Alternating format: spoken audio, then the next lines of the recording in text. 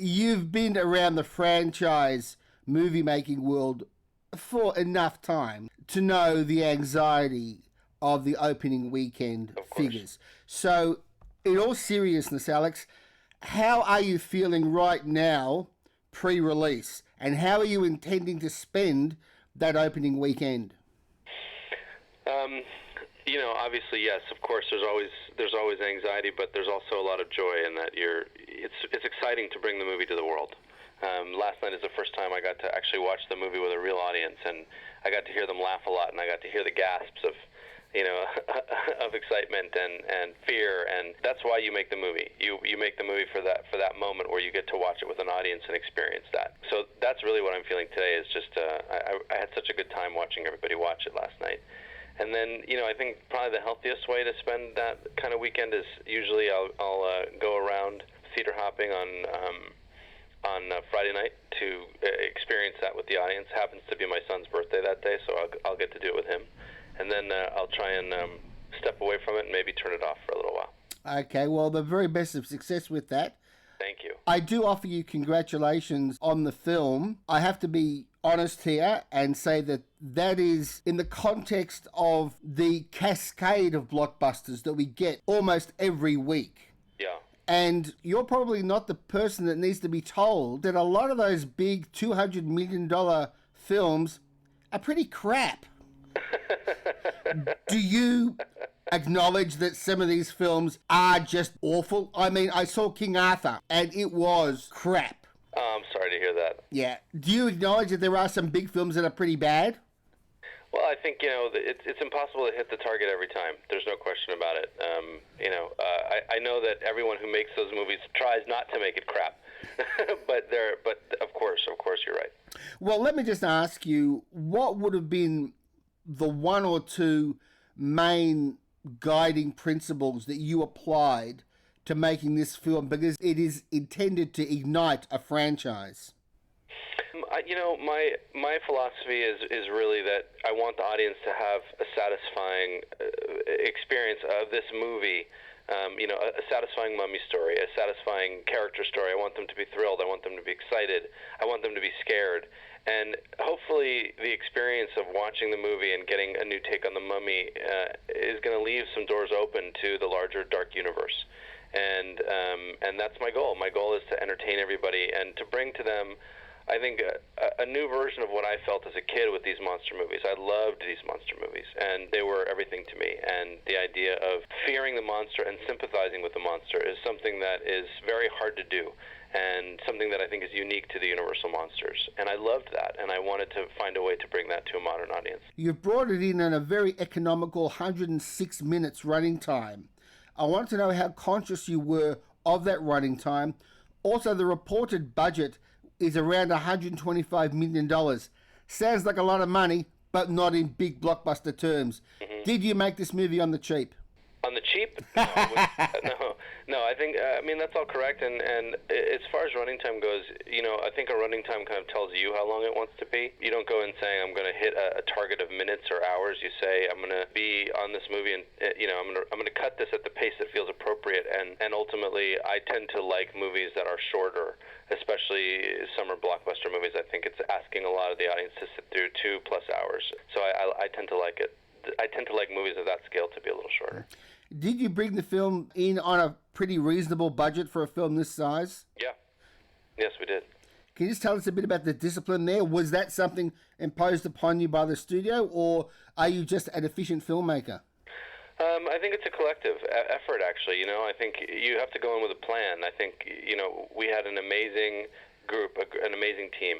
And we were all very prepared, and we spent a lot of time in prep really thinking about how we wanted to efficiently design the sequences and get through it and deliver something exciting for the audience. The standard is never let's get through it economically. The standard is let's make it amazing and exciting.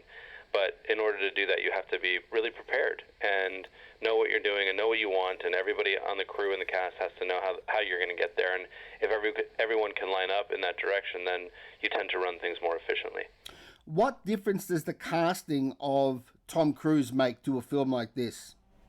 Oh, it's everything. I think one of the great joys that I took early in the process when Tom was announced was how surprised people were that The Mummy was going to star Tom Cruise. I loved that, and I love it suddenly made it an event and exciting and different and surprising and unexpected.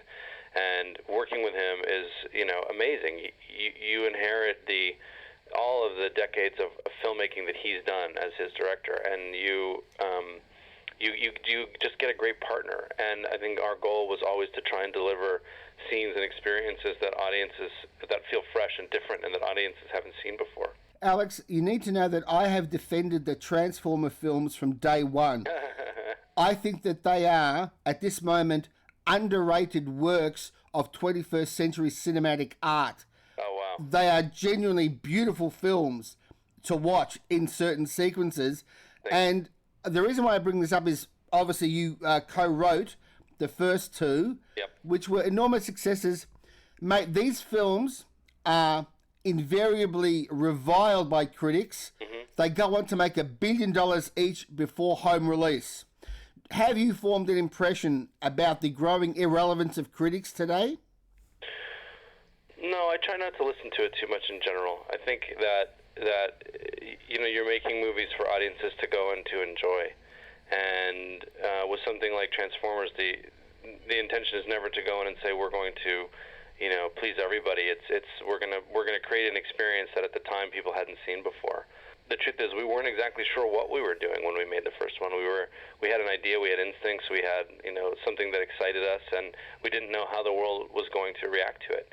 And it turns out that they liked it quite a bit. So that's obviously very gratifying. But you don't tend to make movies like that, thinking I'm going to go and I'm going to please all the critics. You sort of know that you're doing something that has a fairly big target on it, and you do it anyway because you're making it for audiences. There are these beautiful sequences in each of them where they're almost wordless. They're just prolonged action scenes that don't actually have much dialogue. What are they like to write? Well, my memory of working, as you said, I only worked in the first two with Michael, and that was quite a long time ago now. But my memory of it was that we would go through the scenes very meticulously. Michael would plan his action in advance, and then we'd walk through the scenes, and we'd spend time in a room together talking about it, and then I'd commit all that to the page, and then Michael would have that as a living document.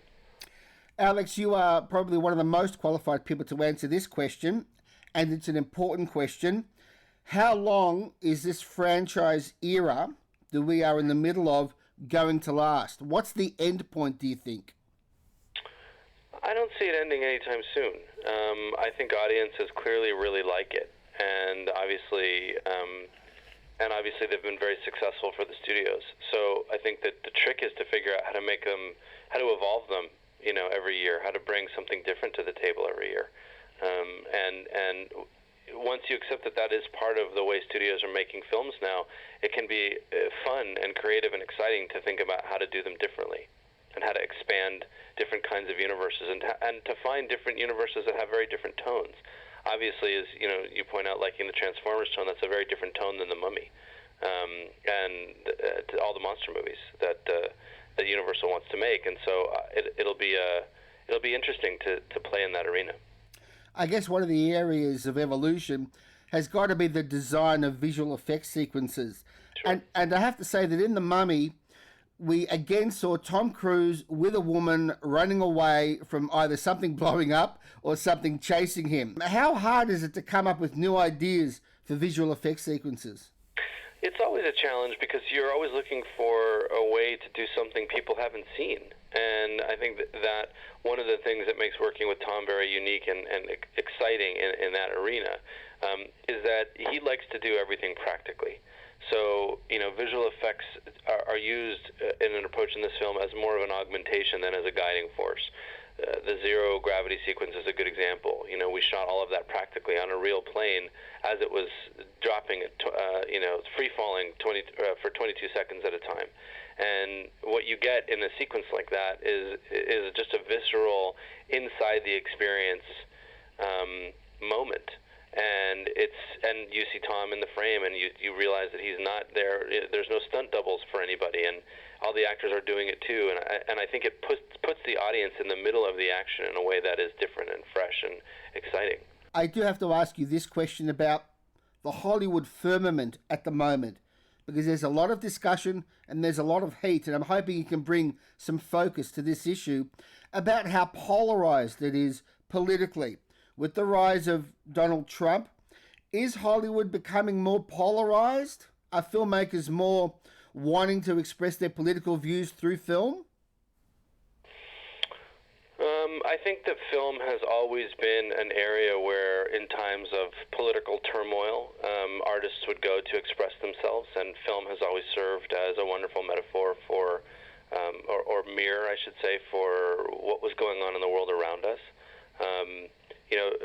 I think people tend not to go to big studio movies for political reasons, but that doesn't mean that you can't have certain political things to say in the context of those big movies. And so Hollywood has always been a magnet for artists to express dissent in some way, or some kind of a political view. Although, again, it's very different in the context of studio filmmaking. People aren't necessarily making political films. Is the next film that you're going to direct already been decided, or is that depend on how this film goes? It has not been decided.